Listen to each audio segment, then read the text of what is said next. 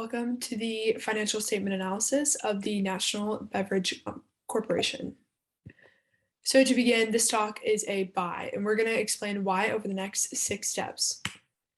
Step 1 is that we want to identify the economic characteristics and competitive dynamics of the industry. To begin, buy power is high. This is because when you go into a store and you see about 100 different soft drinks and there's low switching costs, people can just switch up whenever they need to, meaning that the industries have to submit to whatever the buyers desire. Next, for supplier power, it is low. This is due to the disproportionately higher amount of suppliers over buyers.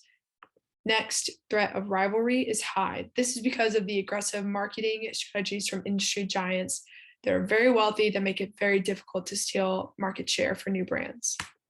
With threat of new entrants being moderate, this is due to the technology and knowledge needed to create a new soft drink and put on the market isn't very technical, yet the brand awareness and brand reputation is more challenging to develop.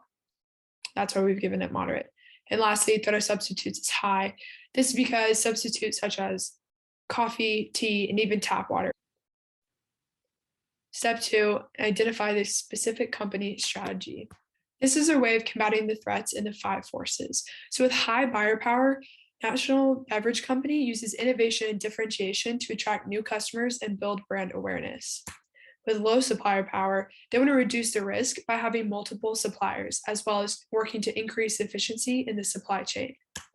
With a high threat of rivalry, they really focus on advertising. It's similar to the buyer power by trying to differentiate themselves and innovate, and this is to attract and retain new consumers. With the moderate threat of entrants, the National Beverage Company uses economies of scale to outprice and outsell these other organizations that are coming in, as well as developing their own brand loyalty. And lastly, with a high threat of substitutes, the National Beverage Company uses quality at low prices, so by diversifying their products and flavors with other brands. Next, Jacob will talk about step 3. The next step that we took was to assess the quality of the financial statements. The easiest way for a firm to manipulate their financial statements is through depreciation or expensing things that should be capitalized or vice versa. So in checking for this, we found that the average useful life for depreciation was 7 years, which is exactly on par with industry average. And that twice in the last 4 years, the firm had a 4 in the thousandth place in the EPS, which meant that they were clearly not managing earnings up, as we discussed in class. They also had no restructuring charges and were clearly following ASC 842 with operating leases and right-of-use assets.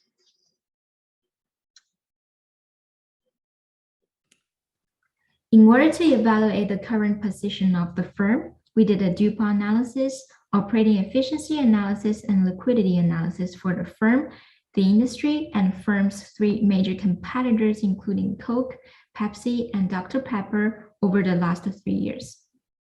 In terms of DuPont analysis, we decomposed the return on equity into return on asset and financial leverage.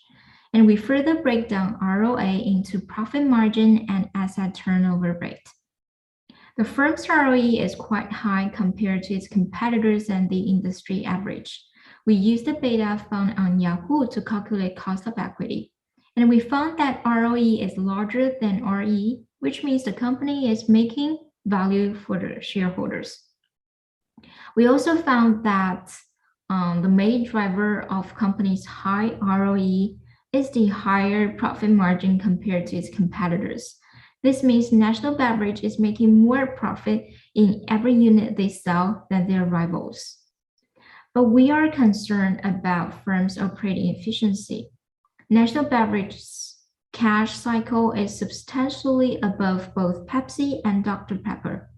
These 2 major competitors both have negative numbers in terms of cash cycle, which means their suppliers are actually funding their entire operating cycle. Also, in terms of liquidity analysis, National Beverage is well above the target current ratio and quick ratio. The firm actually has too much cash on hand and needs to either return it to shareholders or invest within the firm. To sum up, we are concerned about the firm's operating efficiency and liquidity, but overall, National Beverage is making money and is recovering from the pandemic. Now, Jacob will talk about the forecast in the next part. The next step we took was to predict the future of the firm through pro forma financial statements.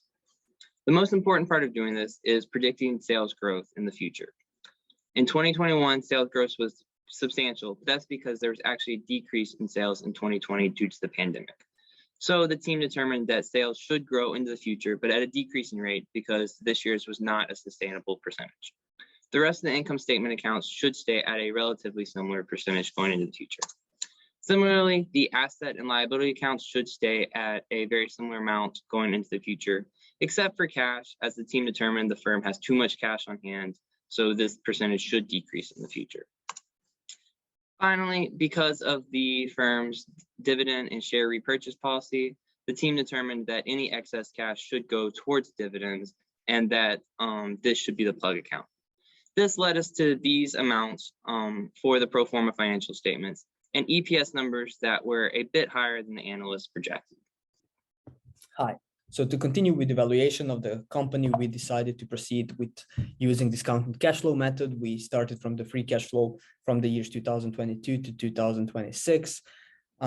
It happened that the cash flow from operations is exactly the same as our starting point because company is not indebted. There is no interest rate or deduction and tax shield that you might use from the cash flow from operation. We would subtract CapEx expenditure that we would get from the cash flow from investments. As you can see on the image 2 below, here's our cash flow from 2022 to 2026. Next, because this is dividend paying company, which means that we assume that the growth rate will be 3%. We were supposed to discuss the discounted free cash flows with WACC, which happened to be return on equity because, as I already mentioned, company has no debt. So our WACC is 7.65, and then we would discount with that rate to the present value of the free cash flows. And here is the sum of those values, which is 871,000. Then we would we assume that company grows with the growth rate of 3%, as already mentioned, and then to get our present value, we take the last year free cash flow, discount that with WACC minus the growth rate to get terminal value of 3,659,000. That gives us the equity valuation of the company, from which we are supposed to subtract the value of debt, market value of debt, which company does not have. So the equity valuation is also the company valuation of 4,531,000, and when we divide that with the shares outstanding, we get an intrinsic share price of $48.56 per share. But the company is currently trading on 45.99, which means that this stock is a buy. We also conducted a sensitivity analysis to see how the share price, how our decision would change in any changes in WACC and growth rate. We concluded that the company is really close to becoming a sell, but as long as the growth rate is above 2.75% and as long as the WACC is below 8%, the company still remains buy. You can see that on our sensitivity analysis here.